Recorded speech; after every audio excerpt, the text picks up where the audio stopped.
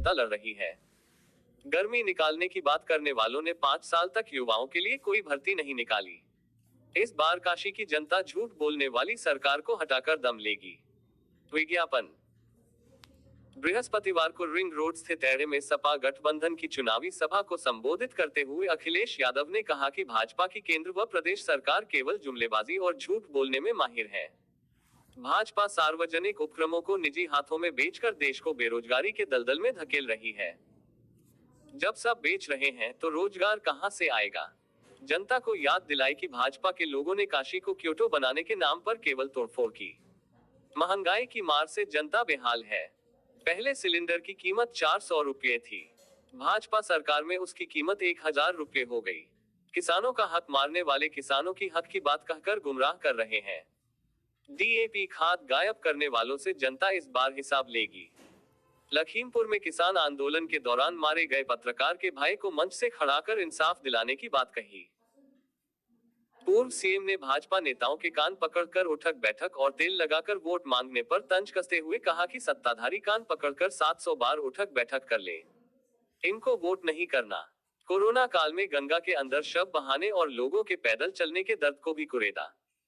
Petrol के बढ़ते मूल्य की ओर इशारा करते हुए कहा कि अगर ये जीते तो पेट्रोल की कीमतें और बढ़ेंगी। भाजपा के चुनाव हारने का सिलसिला तो प्रधानी के चुनाव से ही शुरू हो गया है। जिन गांवों को गोद लिया था उन्हीं गांवों की प्रधानी भाजपा हार चुकी है। बंगाल के बाद यूपी में भी खेला होगा ममता। पश्चिम बंगाल की मुख्यमंत्री ममता बनर्जी ने अखिलेश यादव को अपना छोटा भाई कहकर संबोधन की शुरुआत की। ममता ने कहा कि बंगाल के बाद अब यूपी में भी खेला होगा। मंच से ममता ने एक धक्का और दो, भाजपा को सत्ता से फेंक दो के नारे लगवाए।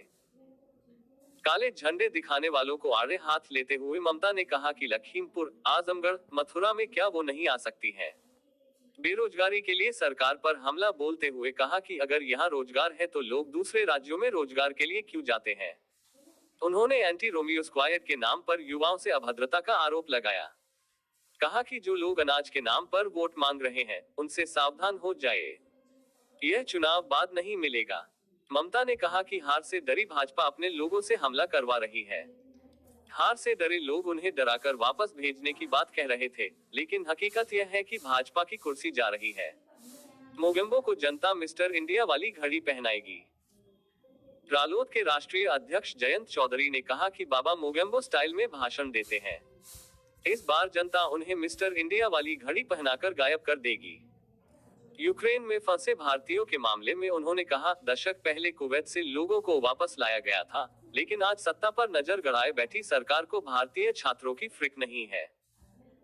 उन्होंने किसी दल का नाम लिए बगैर कहा कि सामने वाले मदारी हैं, झूठ बोलते हैं, उनसे सतर्क रहना होगा। अपना दल कमेरावादी की राष्ट्रीय अध्यक्ष कृष्णा पटेल ने जनता से गठबंधन के पक्ष में मतदान की अपील की। इस दौरान शिवपाल यादव, प्रो रामगोपाल यादव, किरण मनंदा, मौलाना कादरी आदि मौजूद रहे।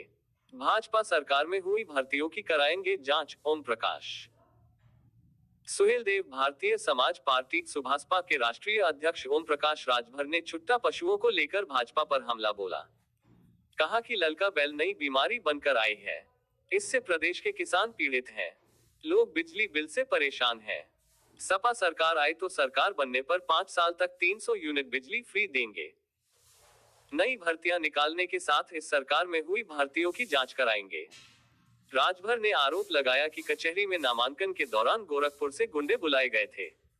उन्होंने अभद्रता की, इसके चलते उन्हें जान बचानी पड़ी। कहा कि मऊ, बलिया, गाजीपुर आदि जिलों में इस बार भाजपा का खाता भी नहीं खुलेगा। उन्होंने समर्थकों से एक एक वोट देकर भाजपा की गर्मी निकालने की बात कही।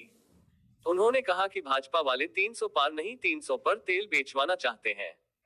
दोपहिया वाहन पर 3 सवारी बैठाने पर चालान नहीं कटेगा, इसकी व्यवस्था होगी।